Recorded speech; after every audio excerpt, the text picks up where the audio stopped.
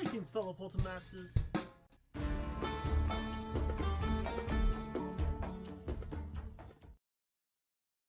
When a game is introduced, everyone judges on the characters and levels introduced. I've already judged all the characters, so it's time to judge the levels. Have I said judge enough? Well, not yet. Judge. The levels in Spyros Adventure were the first introduction to a brand new franchise, giving us something new to love. However, not all the levels in this game were something to enjoy. Depending on how good they were, the franchise could have ended right there. Thankfully, it didn't, and we have 26 levels to discuss, plus more to come. But for now, as always, I'm Crash Rowsell, Crash the Skylands, and this is every Spyros Adventure level ranked from worst to best. But I totally didn't forget to film this little intro part that I normally do.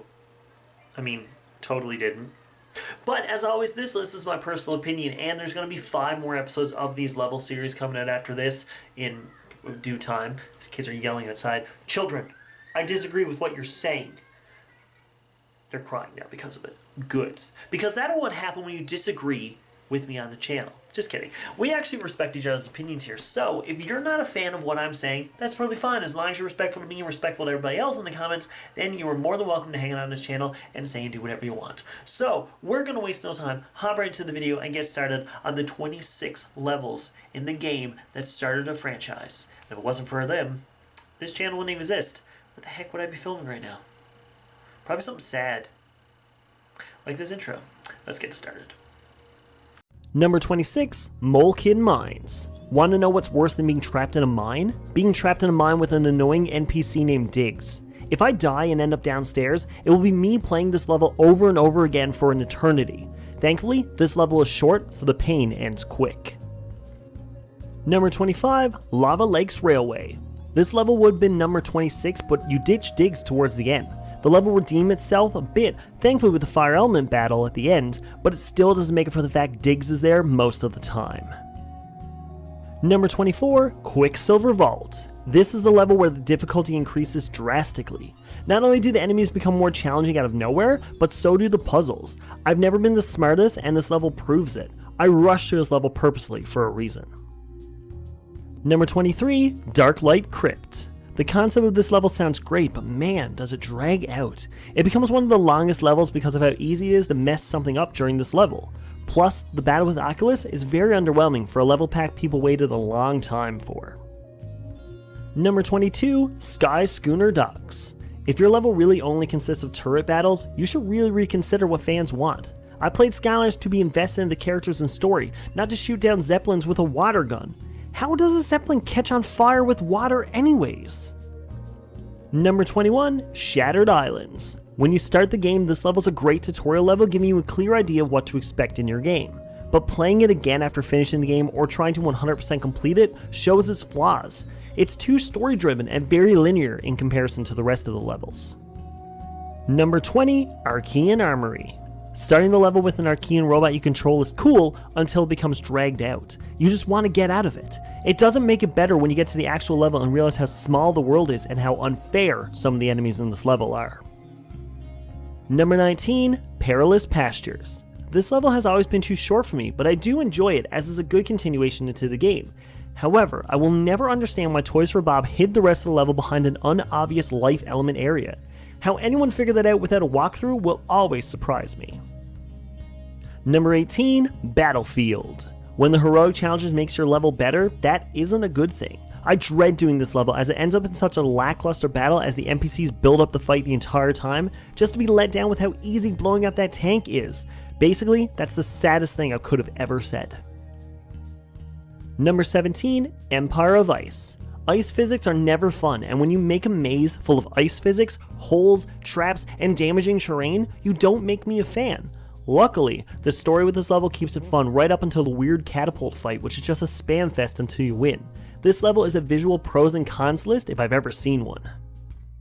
Number 16, Lair of Chaos. This doesn't include the Chaos fight obviously, as that would have placed way differently. Luckily, the fight to get to Chaos is the perfect mix of challenging and easy. However, it hits this spot for the weird area where you have to travel to 2 separate areas on floating platforms that take way too long, even for the King of Patience itself. That's me, by the way. Number 15, Oilspill Island. As I mentioned earlier, a perfect mix of level is great, but can be difficult in a small sense. Look at this level as the key example. I enjoy the layout and the simple puzzles, but can't stand the anticlimactic fight with the tank. What is with tanks and disappointment in this game? Number 14, Treetop Terrace. The feel of this level is great and gets better with the later level. Treetop Terrace is a fun exploration level, and when you get the hang of it, it becomes fun.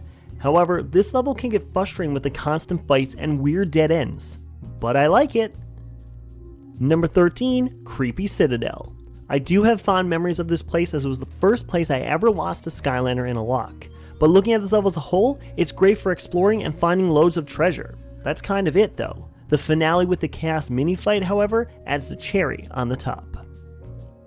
Number 12, Stonetown. Stonetown feels like 2 levels in one, as you start on the outskirts of town leading into a castle and then into a shattered Skylands, finishing with a very interesting boss battle.